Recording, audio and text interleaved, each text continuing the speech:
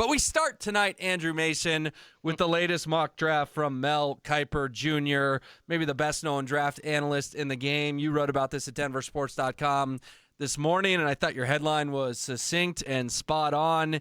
If you want the Broncos to take a quarterback, you won't like the latest Mel Kiper Jr. mock draft. Walk us through it, my friend, because I have a feeling if this is the way it plays out, Broncos country may riot on draft night in about 2 weeks. I'll tell you what, it's not just if you want a quarterback, or it's do you want them to take care of their most pressing needs? Because we're not talking QB. We're not talking edge rusher. We're not even talking tight end. We're talking about a cornerback who would basically be your number 2 cornerback, with Pat Surtain, of course, being number 1. Try to imagine, and respectfully, that the pick is Quinyon Mitchell that Kiper has. Quinyon Mitchell, who, out of Toledo, a guy with 4.33 speed, size, reach, ball skills. Like, he definitely fits the template of somebody who should succeed. But, man, I think it would be fair to question the Broncos' process if this were the pick. The first rounder you have after taking a corner 3 years ago, you go back to corner when you've got somebody on your roster for whom you traded up last year that you have identified as, quote, a starter in this league, unquote. That's what George Payton said about Riley Moss back in January. So you mentioned it, Quinyon Mitchell. He has really good speed, blistering, as you call it in your article, which 4.33 in the 40 is indeed blistering, which he put up at the combine. But I'm with you, Mace. Not only is it not, hey, let's trade up for J.J. McCarthy, or let's take Bo Nix at 12, or let's trade back and take Nix or Penix, or let's take Brock Bowers at 12. It's let's go cornerback, not even edge rusher, which we all know the Broncos have a lot of solid players, but certainly no stars at edge rusher right now. Yeah, I like Kiper, and I know Kiper does a lot of homework on these things, but I'm just hoping deep down, man, that Kiper just whiffed on this pick in this mock draft today, and it just wasn't well thought out, because I'm telling you, I don't know much about Mitchell. I know he's really fast, as you outlined, but he played at Toledo. Do you know how many Toledo games I watched last year? 0.0. I think Broncos country would be sick to their stomach if this is somehow the pick at 12. Wait, no Tuesday or Wednesday night Maction for you last year? True, the Maction, baby. Yeah, I have friends who are into the Maction. I have not reached that level of degenerate. But, yes, I understand folks who dabble with the Mac because they can't get enough. Maybe just a football on Tuesday and Wednesday nights. Yeah, you have to fill the 2 remaining days. It's kind of a brilliant marketing plan, even though you turn on the games and it's a friends and family crowd, not unlike maybe the Rockies crowd today. We'll get into that later. But, look, I mean, it's not that the MAC doesn't have talent. It does. But the thing is, you are with Quinyon Mitchell, you're asking him to make a significant level jump in terms of the types of receivers that he's going to face. Like, there have been some mock drafts that have had the cornerback from Alabama, Terrion Arnold, going to the Broncos. Yep. I would say my objections to going at that position are the same. I mean, especially like, okay, I don't mean to go back to Riley Moss here, but do you trust Riley Moss? Do you trust your development? I don't know anything about Riley Moss, Mays. I didn't see him play enough football last year to have any real gauge on the guy. Yeah. He missed all of training camp last year. Basically, that was where his season kind of went askew. What has been interesting is Sean Payton, talking at the league meetings at the combine about wanting to play more guys. Like, I think he probably would have liked to have seen more of Riley Moss and Marvin Mims Jr. Now, what happens in this is like, the position coaches will be the ones saying, okay, this guy's playing better. I want this one to play. But at the same time, Sean Payton, he's the head coach. He ought to, if you want to see more of Riley Moss in the second half of the season, just say, we're going to play Riley Moss. That's Sure. why it's kind of interesting. But the thing is, for the Broncos, if they're going to work their way out of this, they can't just hit on the early draft picks. They've got to start hitting on more in the mid to late rounds to build the talent. And what that means is you're going to have to be patient with the guys that you have and trust that they're going to come along. If you were to pick corner at number 12 overall, all of a sudden you're looking at frankly, a very imbalanced roster here. I mean, I think they should go QB, whether it's moving up, moving back, standing pat. I think they have to come out of this process this year with a viable potential starting quarterback who if you develop, can be the long-term answer. But if you go corner at 12 instead of, say, edge rusher, like, then it's like, okay, what's going on here? Because you just moved up to take Riley Moss last year. That's the thing. You sacrificed a third-round pick this year to get Riley Moss last year. Yes, right? yes. That's a part of it people forget, because Riley Moss was so anonymous in 2023 that people don't remember that they actually did trade up to take this kid. To me, he kind of falls in the same category as Drew Sanders. I can't remember anything eventful they did all of last season. And again, we have to hear about what a great drafter George Paton is, and that's the reason he still has a job. Well, George Paton's draft last year was Marvin Mims and practically nothing else. I understand Sean was here, but Sean had also only been here for a month. He wasn't here for all the scouting before the draft. That was a George Paton draft class. And as of now, things change. I get it. We have to give him more than 1 year. But as of now, it looks like an underwhelming class headlined by guys like Riley Moss and Drew Sanders. Well, the thing is, if you're going to sit there in January and say you see Riley Moss as a starter in this league, Drew Sanders as a starter in this league, Alex Forsythe, who they picked toward the end of the draft as a starter in this league, then you got to find out if they can do that, right? Like, last week, they pick up Sam Mustipher, who has started at center, started for the Chicago Bears for 3 seasons before spending last year with Baltimore. If Sam Mustipher is an insurance policy on Alex Forsythe, Luke Wattenberg, if they don't develop, that's fine. But that's what it needs to be, a contingency plan. Your plan should be to see where the young player goes, and if he can't hack it, then you either find the veteran there that's on your roster, or you go get somebody. Like last year, of course, Riley Moss was injured, and Damari Mathis, who started as a rookie in 2022, struggled. They found Fabian Moreau on the scrap heap in the middle of training camp. Sure. And before tailing off at the end, Moreau had some good games. Perfect, nothing spectacular, but perfectly solid work from your number 2 cornerback. And that's the thing. If the player doesn't develop, you can find fill-ins at that point. And the other thing is also, you look at the roster, and all of us, if you've got two recent first round picks at cornerback, I mean, that might mean you've got a great 1-2 set of corners. But what's going on with your pass rush? Last year, the Broncos were 30th in pass rush win rate. That's why, if you told me they don't go QB, but they go Laiatu Latu out of UCLA, yep, who they've met with, or Jared Verse out of Florida State, both edge rushers. If you told me that the Broncos went in that direction, I'd say that makes a lot of sense. Because right now, at outside linebacker, edge rusher, you've basically got the equivalent of a pitching staff that has 3 number 2s, but no number 1, no ace, right? You got guys like Jonathan Cooper, Baron Browning, Nick Benito. So you're deep. Like your third edge rusher is better than most teams' third edge rushers, right? Your fourth is better, and on down the line. But you also don't have the household name. You don't have don't have the alpha. You right. don't have the ace at the top of the rotation basically right now.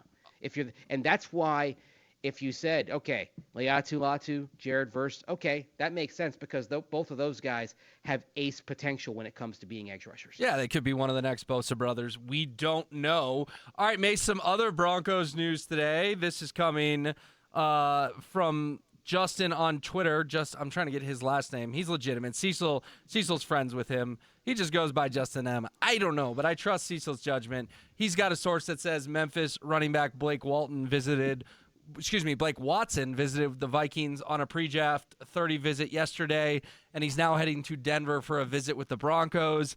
This is a kid last year at Memphis, Mace, rushed for more than 1,150 yards and 14 touchdowns. Also caught 53 passes for 480 yards and 3 scores. So he's versatile. He can carry the ball on the ground. He certainly can catch it through the air as well. 53 catches. That caught my attention. Most mocks have him going in the 5th, 6th, or 7th round. But I think the story here is, yes, you get 30 visits. So you're going to visit with all kinds of different guys. But I do think running back is not on a lot of people's radars as a potential position of need. I want to know your thoughts on where it falls in the pecking order and if you would take a running back in this draft if you were making the selections for the Broncos. I wouldn't just take a running back on day 3, Will. I'd be surprised if the Broncos did not take a running back on day 3. Okay. And Blake Watson, somebody who's got a versatile skill set. He's got speed. I'm going to sound like Cecil Lammey saying, hey, we saw him down at the Shrine Bowl in Frisco, Texas, and he was the best running back down there. So he popped to you and Cecil when you guys saw him in person. Okay. He absolutely did. Was one of the 2 running backs that really I thought jumped out down there. And again, yeah, you're talking about the Shrine Bowl. It is the second tier behind the Senior Bowl, but at the same time, there's talent. There's always talent there if you can kind of dig for it. It was the 2 running backs that I liked down there were Blake Watson and Jaden Sheridan. Jaden Sheridan is out of Monmouth. He's probably more of a 7th round running back. Blake Watson probably goes in round 5. The thing is, here's why running back is kind of a sneaky need for the Broncos. Yeah, tell me, because a lot of people say, wait, they have Javonte, they have Samaje, they have Jaleel. Why do they need a running back? But I'm curious your logic on this. I think people will want to know. Okay, well, let's start with Javonte Williams right there at the top of the depth chart, okay? He clearly last year was not back to the form that he had before that devastating knee injury, the multi-ligament knee injury. 3.6 yards a carry. Became something of a plow horse type of running back. I mean, the angry runs just weren't there. Now, Samaje Perine, pretty effective in kind of a specific role that actually involved being as much of a receiver as a rusher. He had 50 receptions.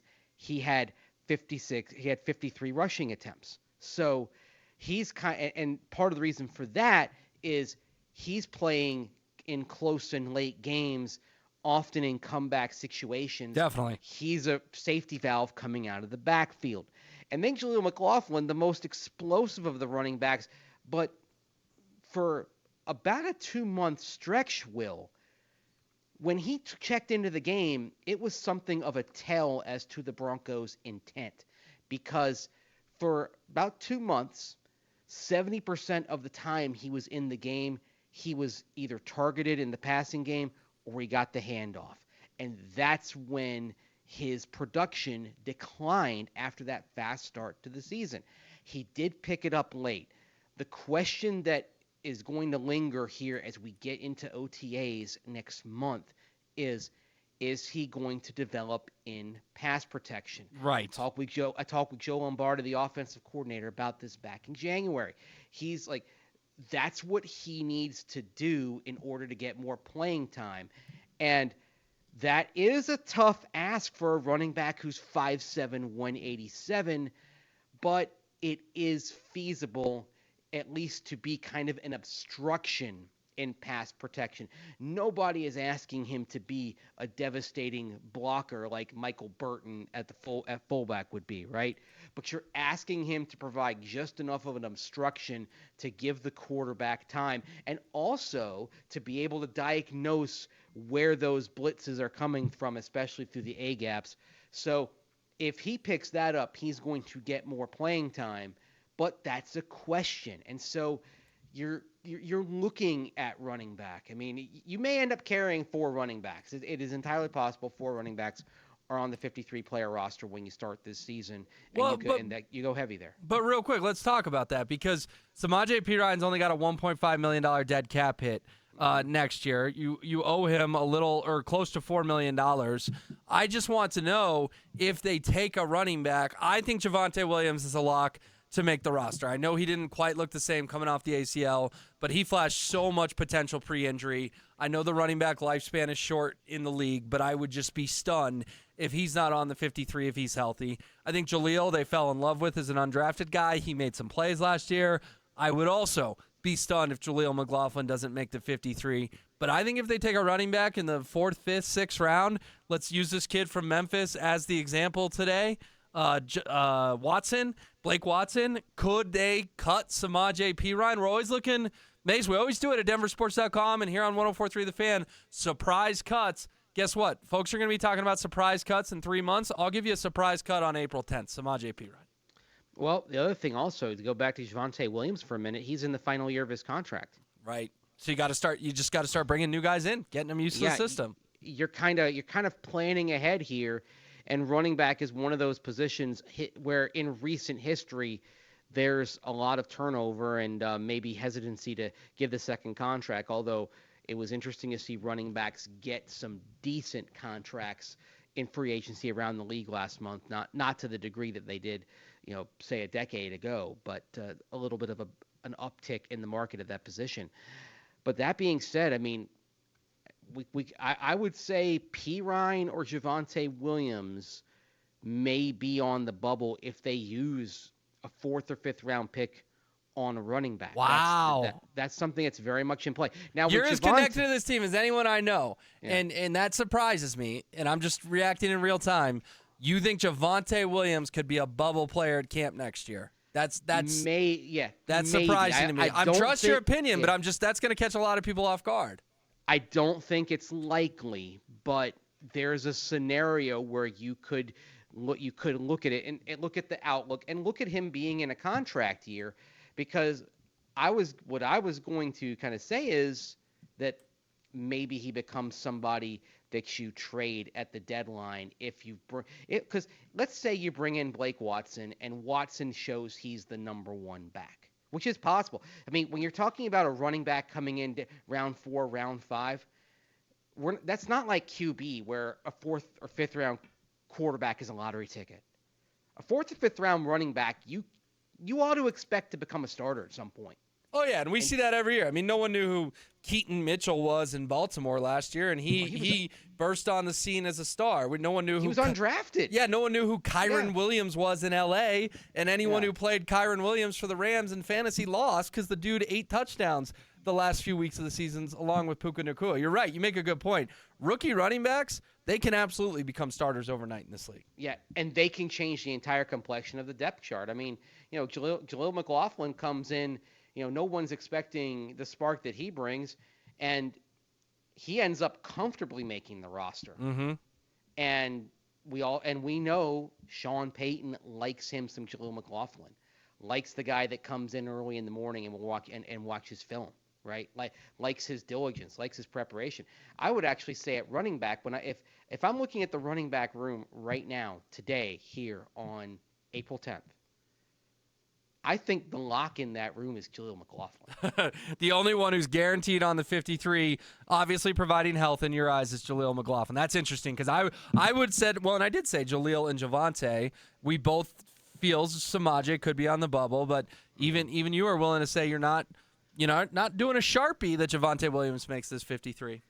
Or Samaje Perine. I think that there's a scenario where you only keep one of the two if you draft a running back. Now, if they don't draft a running back, then I think you're going to see them both on the roster. And that, but here's the thing. Last year, it's sort of like the discussion we have at quarterback with the sacks absorbed by Russell Wilson. Last year, according to ESPN Stats and Analytics, Broncos' offensive line ranked 3rd in run block win rate, 3rd in the league. That should translate to some healthy per carry averages, right? It should. Jaleel McLaughlin, 5.4 yards a carry. Only 76 attempts, but you're happy with that. Yep. Samaje Perine, 4.5 yards carry on 53 attempts. The way they used him, that's perfectly fine. Javonte Williams, behind again. Offensive line that was 3rd in the league in run block win rate, 3.6 yards a carry. That's not acceptable. He's got to do better. Never found that burst after the ACL, and we all understand it's a great story. And the fact he didn't open camp on PUP after shredding the knee in October was great, but we've kind of seen it before. I mean, how many years did it take Courtland Sutton to look like himself again, Mace? 2, 3, 4? I don't know if they're willing to give Javonte Williams, or any running back for that matter, that kind of leash to find the engine again through really no fault of his own, just unfortunate luck. Yeah, that's the thing. It's sad. It's a sad story because you look back to 2021. Look how dynamic he looked. I mean, he was the star of the angry runs on NFL Network. You get fired up watching the way he would burst through tackles. You hope he's back, but you mentioned Courtland Sutton. Courtland Sutton had an ACL tear. Javonte Williams had multiple ligaments and other knee damage as well. It was kind of an upset that he was back last year at the start of the season, and I can't help but wonder if the optimism got a hold of everybody and maybe he got rushed back. It could have been the case, no doubt about it. Hey, you can find us on YouTube at Denver Sports. We'd appreciate it if you would go check out our channel, maybe like a video, leave a comment, share one, or subscribe. We will always take new subscribers on YouTube at Denver Sports. All right.